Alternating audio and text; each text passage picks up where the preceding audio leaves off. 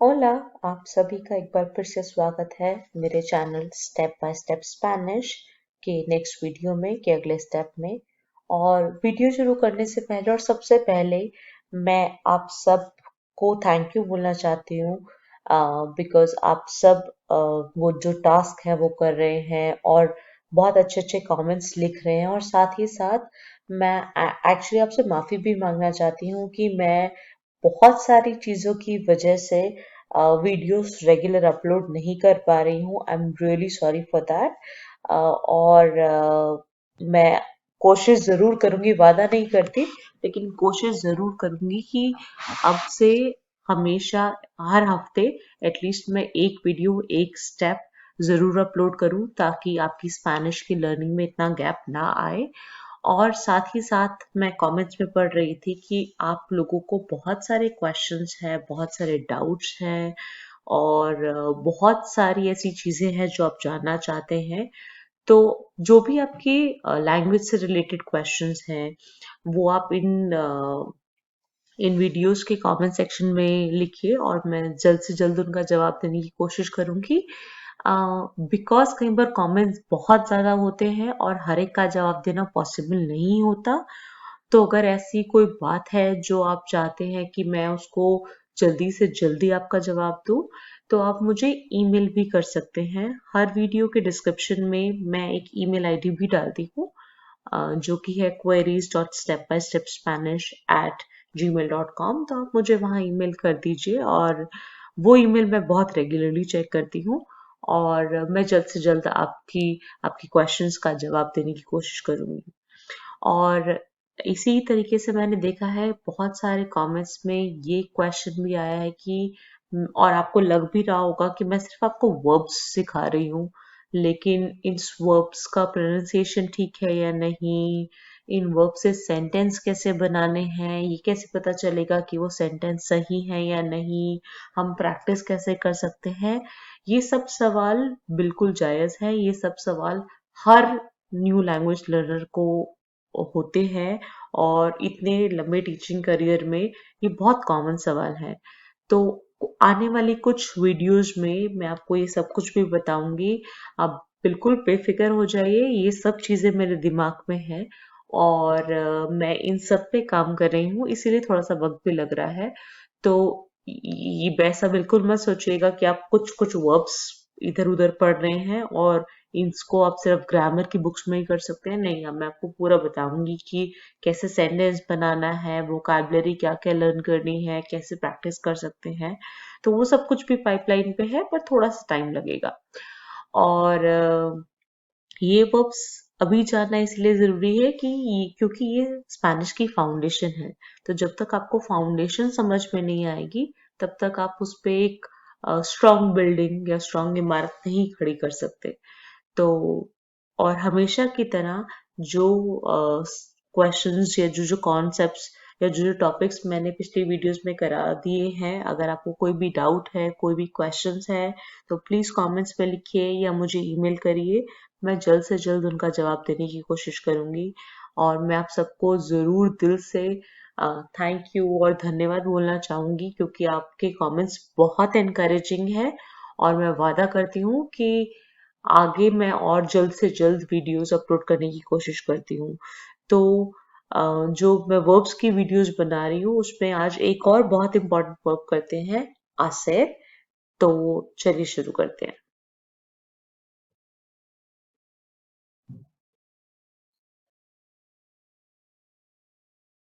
जो कि वर्ब है वो फर्स्ट पर्सन इरेगुलर वर्ब है। फर्स्ट पर्सन इरेगुलर वर्ब मतलब कि सिर्फ जो यो में इसका कॉन्जुगेशन होता है, या फिर जो यो में आसेर वर्ब को जब हम यो में चेंज करते हैं, तो सिर्फ यो में ही वो जो हमने ई आर एंडिंग वर्ब के रूल्स किए थे वो उसको फॉलो नहीं करता, सिर्फ यो में।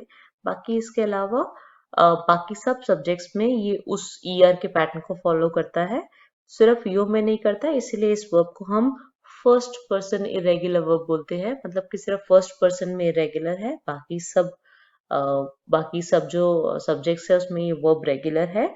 और आसेर का मतलब होता है टू डू, मतलब किसी किसी भी काम को करना, या फिर टू मेक मतलब कुछ भी बनाना।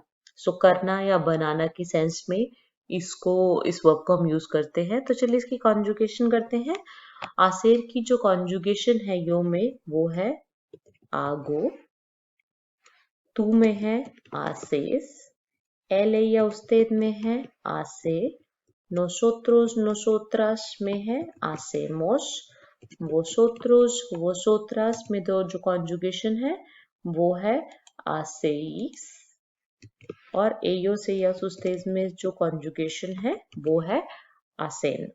तो अगर मैं बोलूं, जैसे कि अगर मैं बोलूं कि मैं अपना बिस्तर बनाता हूँ, ओके, तो अगर इसको इंग्लिश में बोले आई मेक माई बेड, तो उसको हम स्पेनिश में बोल सकते हैं, क्योंकि बनाना, बिस्तर को स्पेनिश में बोलते हैं कामा, और बनाने के लिए हम यूज करते हैं ये जो वर्ब है आसे।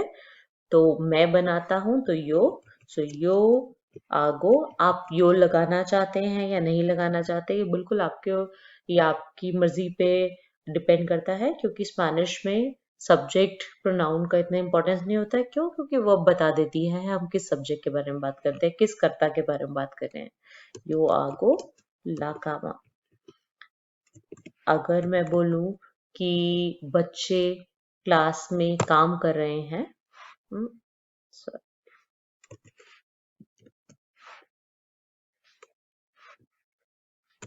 अगर मैं बोलूं कि बच्चे क्लास में काम कर रहे हैं, और या फिर इंग्लिश में बोलूं the students do the work in the class, मतलब कि बच्चे क्लास में काम कर रहे हैं, तो मैं बोल सकती हूँ बच्चे स्कूल में जो स्टूडेंट्स होते हैं उसको स्पेनिश में बोलते हैं लोस एस्टूडियांतेस। अब इसका जो वर्ब है वो है करना, ओके, विच इज आसेर। लेकिन जब मैं उसको वाक्य में यूज करती हूँ, सेंटेंस में यूज करती हूँ, तो मैं बोल रही हूँ करते हैं, तो मैं करना नहीं बोल रही दैट। और इसी इसी वजह से हमें हमेशा जो भी क्रिया है उसको जब भी हम किसी सेंटेंस में या वाक्य में यूज करते हैं, तो हम उसको कर्ता के अनुरूप या फिर सब्जेक्ट के अकॉर्डिंग चेंज करते हैं, या फिर कॉन्जुगेट करते हैं, या फिर बदलते हैं। तो los estudiantes, अब जो स्टूडेंट्स हैं वो थर्ड पर्सन है, मैं ऑलरेडी आपको सब्जेक्ट्स करा चुकी हूँ, तो वो थर्ड पर्सन है और प्लूरल है, तो hacen el trabajo en la clase। अगर मैं बोलूं कि तुम सब ऑफिस में काम करते हो, तो अगर मैं बोलूं तुम सब तो हो गया hacéis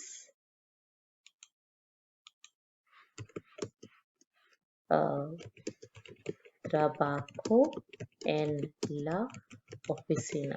तो इस तरीके से हम आसेर को यूज करते हैं।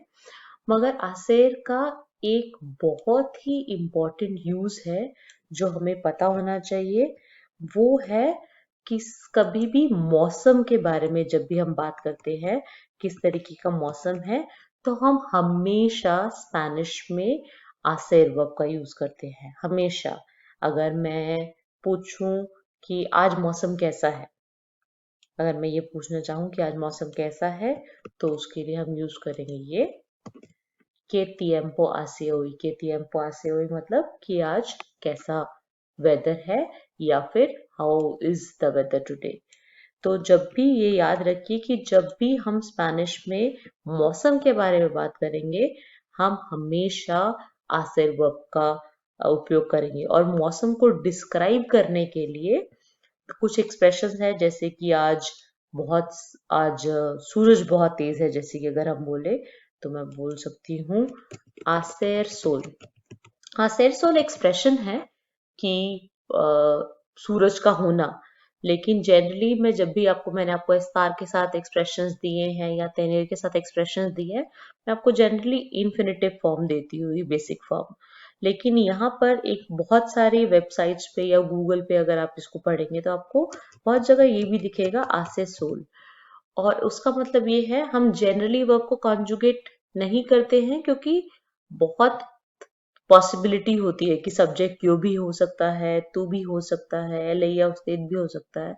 बट आसेर के केस में या वेदर के या मौसम के बारे में बात करते हुए आपको बहुत जगह ये भी देखने को मिलेगा। क्यों? क्योंकि यहाँ पर सिर्फ मौसम के बारे में ये जो एक्सप्रेशंस हैं ये सिर्फ मौसम के लिए ही यूज हो हो रहे हैं या हो सकते हैं, इसीलिए। और मौसम या फिर नेचर हमेशा थर्ड पर्सन सिंगुलर है और रहेगा। मैं नहीं बोल सकती कि मैं सन हूँ या आप सन है, ऐसा नहीं बोल सकते ना। ये सिर्फ, या आज बहुत मैं बहुत सूरज हूँ, ऐसा नहीं बोल सकते ना। ये सिर्फ आज सूरज बहुत तेज है, ये हमेशा सिर्फ नेचर के लिए या वर्ब या फिर मौसम के लिए ही यूज होगा। तो हम इसका और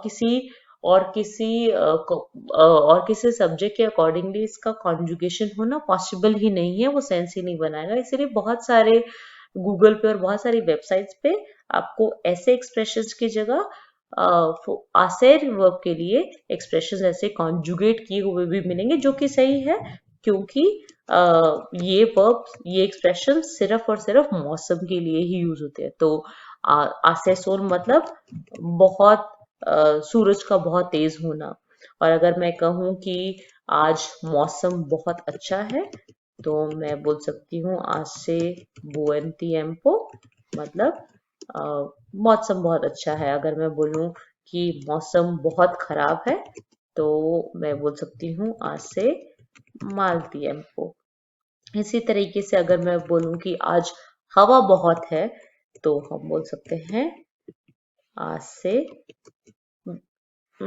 viento।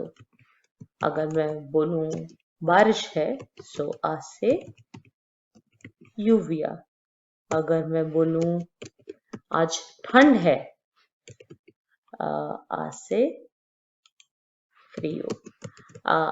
अगर आपने पीछे की वीडियोस देखी हैं, तो मैंने वहां पर आपको एक और एक्सप्रेशन बताया था, जो कि है tener frío। तो अब आप सोच रहे होंगे कि हम मुझे कैसे पता चलेगा कि मुझे tener frío यूज करना है या hacer frío यूज करना है। और ये बहुत ही कॉमन कंफ्यूजन होती है स्टूडेंट्स को। तो जो tener frío होता है उसका मतलब है मुझे ठंड लग रही है। ओके, मतलब मे बी मुझे ठंड लग रही है क्योंकि एसी तेज है या वेदर ठंडा है, तो उसका मतलब होता है ठंड लगना। लेकिन अगर मौसम ठंडा है, तो हम आसेर फ्रियो यूज कर रहे हैं। अगर किसी को ठंड लग रही है, तो तेनेर फ्रियो। बट अगर मौसम ठंडा है, तो आसेर फ्रियो। इसी तरीके से अगर किसी को गर्मी लग रही है, तो तेनेर कालोर। लेकिन अगर मौसम गर्म है, तो आसेर कालोर। या फिर क्योंकि ये नेचर वर्ब है, तो हम इसको आसे कालोर भी बोल सकते हैं। तो अगर मैं आपको कुछ एग्जाम्पल्स दूं इसके, या फिर अगर मैं आपको बताऊं, अगर मैं बोलूं कि दिल्ली में जून में बहुत गर्मी होती है, तो मैं बोलूं एन दिल्ली, क्योंकि ये प्रॉपर नाउन है, किसी का नाम है तो उसको चेंज नहीं कर सकते। एन Delhi hace calor en junio। hace calor en junio। अगर मैं बोलूं कि दिल्ली में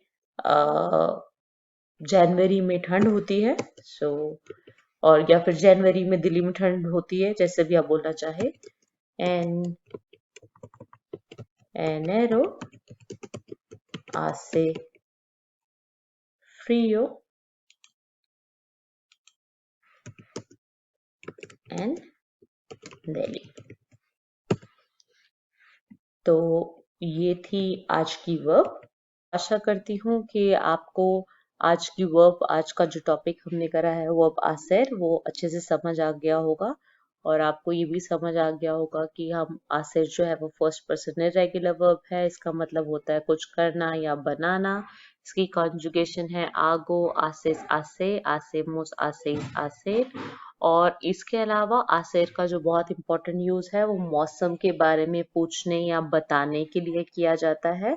और मौसम को डिस्क्राइब करने के लिए कुछ एक्सप्रेशंस हैं जो हम यूज कर सकते हैं, चाहे वो अच्छा वेदर हो या बुरा वेदर हो, या फिर बारिश हो रही हो, हवा चल रही हो, गर्मी हो, सर्दी हो। तो कुछ एक्सप्रेशंस हैं जो हम यूज कर सकते हैं आसेर को मौसम को कुछ एक्सप्रेशंस हैं जो हम यूज कर सकते हैं आसेर वर्ब के साथ मौसम के बारे में जानकारी लेने के लिए या फिर देने के लिए। तो अगर आपको आज का टॉपिक अच्छे से समझ आ गया हो तो इस टॉपिक से रिलेटेड एक छोटा सा टास्क या कार्य इस वीडियो के डिस्क्रिप्शन लिंक में दिया गया है। उसको खुद से उसको करने की कोशिश जरूर करिएगा और मैं आशा करती हूँ उससे आपको इस वर्क को खुद से यूज करने में बहुत कॉन्फिडेंस भी आएगा और आप कंफर्टेबल महसूस करेंगे। और उससे रिलेटेड अगर आपके पास और भी कोई क्वेश्चन है या सवाल है या डाउट है तो इस वीडियो के कमेंट सेक्शन में जरूर लिखिए।